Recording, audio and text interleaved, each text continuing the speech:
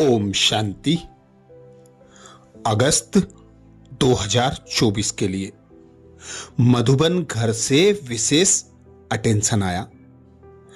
दिल की सच्ची प्रीत एक प्रीतम के साथ हो तो माया कभी डिस्टर्ब नहीं करेगी। बाबा समय प्रमाण। हम बच्चों को अनेक इशारे देते हैं, अनेक युक्तियां बताते हैं विघ्न और परिस्थितियों पर विजय प्राप्त करने के लिए, अंतिम विनाशकारी परिस्थितियों में अचल अडोल रहकर तीव्र पुरुषार्थ करने के लिए। तो बाबा कहते, बच्चे, यह संगम युग खुशियों का युग है, क्योंकि इस समय इस दुखधाम को आधा कल्प के लिए विदाई मिल जाती है।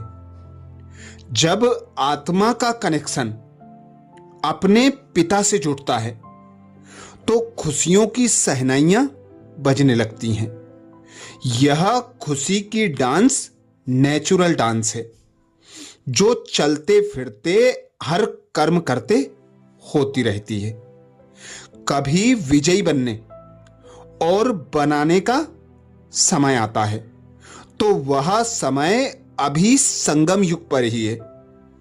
इसलिए कोई भी कमजोरी की बातें ज्यादा सोचनी व वर्णन नहीं करनी है। जब स्वयं सर्वशक्तिमान पिता परमात्मा अर्थात बाप साथ है तो मंजिल पर पहुंचे कि पहुंचे।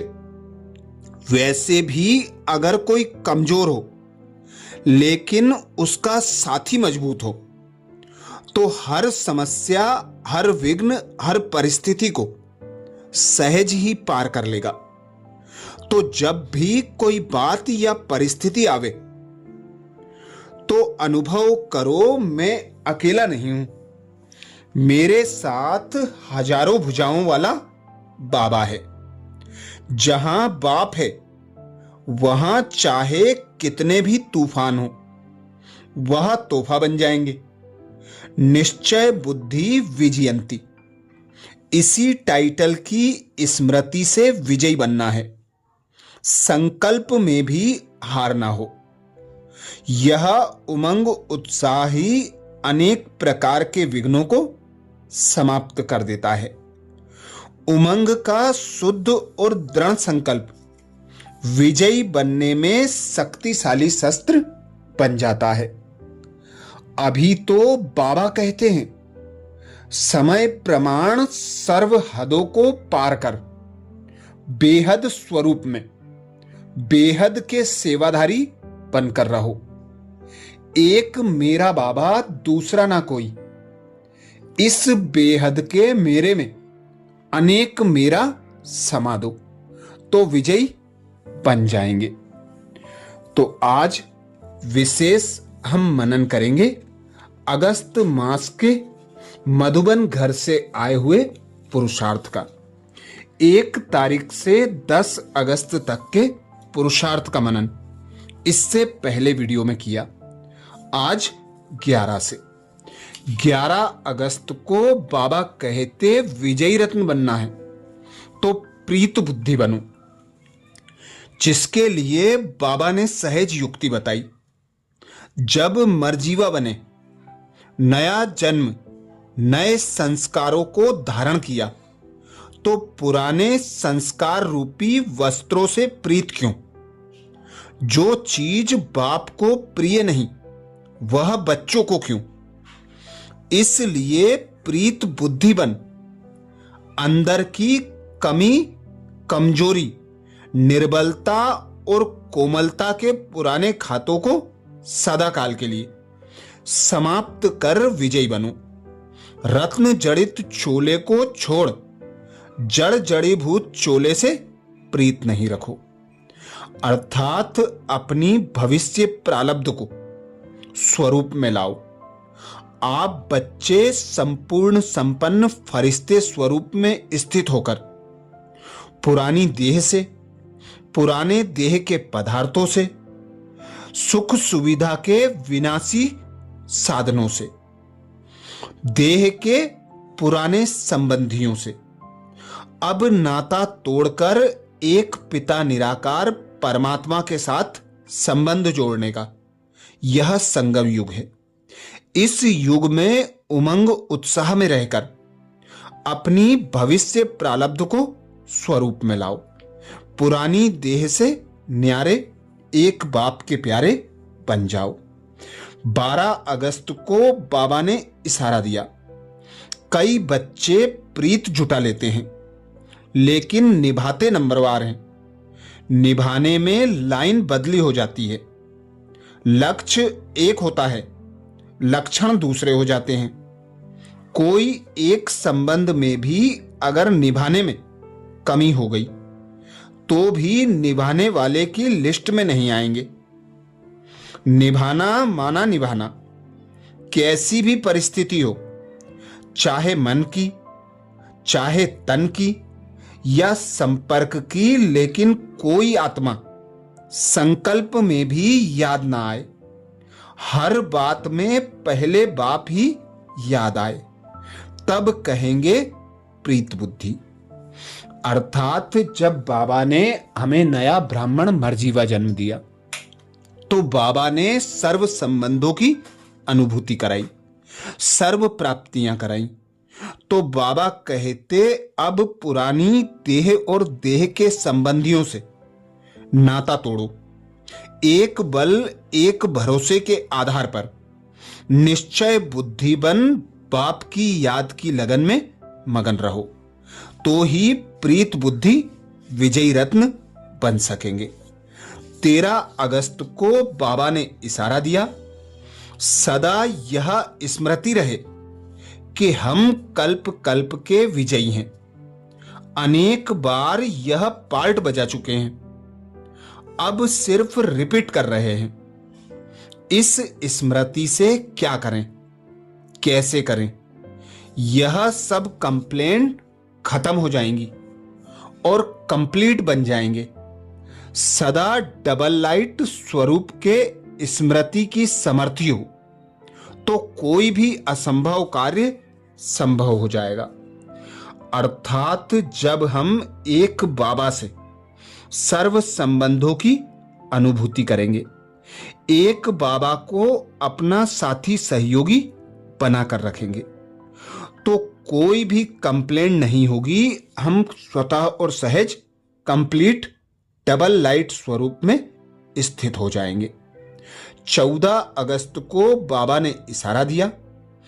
कई बच्चे कहते हैं, बाबा आप माया के हाथ काट दो, लेकिन बाप माया के हाथ काटे तो जो काटेगा वह पाएगा। बाप तो सब कुछ कर सकते हैं, सेकेंड का आर्डर है, लेकिन आपका भविष्य कैसे बनेगा। इसलिए जैसे नेपाल में छोटे बच्चों को छुरी हाथ में पकड़ाते हैं, करते खुद हैं लेकिन हाथ बच्चों का रखवाते हैं, ऐसे बाप भी बच्चों को कहते हैं, बच्चे सिर्फ हिम्मत का हाथ रखो तो बाप की मदद से मायाजीत विजयी बन जाएंगे। अर्थात बाबा कहते पुरुषार्थ से ही प्रारब्ध प्राप्त होती है। बाबा सब कुछ कर सकता है, पर बच्चों से पुरुषार्थ कराकर बच्चों को ऊंच पद दिलाना है। इसलिए बाबा हम बच्चों को निमित्त बनाता। बाबा कहते नेपाल में बच्चों को छुरी हाथ में पकड़ाते हैं पर करते खुद हैं। ऐसे ही करण करावनहार एक बाबा है, हम बच्चे निमित्त हैं। तो निमित्त होकर हिम्मत उमंग उत्साह से एक बाप पर निश्चय बुद्धि होकर एक बाप की श्रीमत पर आगे बढ़ते जाएं तो मायाजीत विजयी बन जाएंगे। 15 अगस्त को बाबा ने इशारा दिया, जैसे कोई के ऊपर किसका हाथ होता है तो वह निर्भय और शक्ति रूप हो जाता है, कोई भी मुश्किल कार्य करने को तैयार हो जाता है। इसी रीति श्रीमत रूपी हाथ सदा अपने ऊपर अनुभव करो, तो कोई भी मुश्किल परिस्थिति व माया के विघ्न से घबराएंगे नहीं। मदद की हाथ की मदद से, हिम्मत से सामना करना सहज अनुभव करेंगे।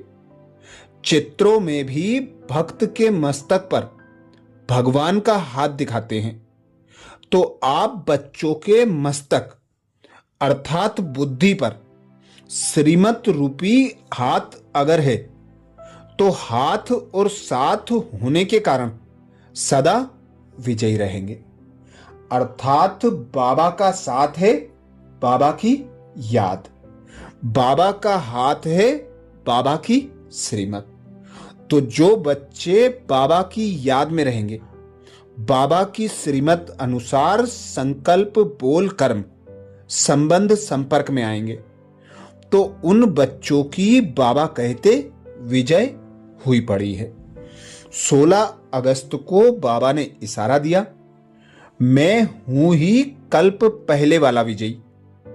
इस स्मृति से अपने को हिम्मतवान बनाओ। हम सर्वशक्तिमान बाप के बच्चे, मास्टर सर्वशक्तिमान हैं। इस स्मृति से हिम्मत आएगी। अगर कभी मन कमजोर संकल्प उत्पन्न करता है, तो उसको वहां ही खत्म कर शक्तिशाली बनो। अर्थात बाबा कहते संकल्प करने के पहले संकल्पों को चेक करो। श्रीमत प्रमाण है। वाणी में आने से पहले वाणी को चेक करो। श्रीमत प्रमाण है। कर्म में आने से पहले, संबंध संपर्क में आने से पहले चेक करो। श्रीमत अनुसार है। श्रीमत अनुसार कोई भी कर्म करेंगे तो मास्टर सर्वशक्तिमान की सीट पर सेट होकर हर विघ्न, हर परिस्थिति को स्वतः और सहज पार कर लेंगे। 17 अगस्त को बाबा ने इशारा दिया। सदा विजयी रहने के लिए याद की छत्र छाया में रहो।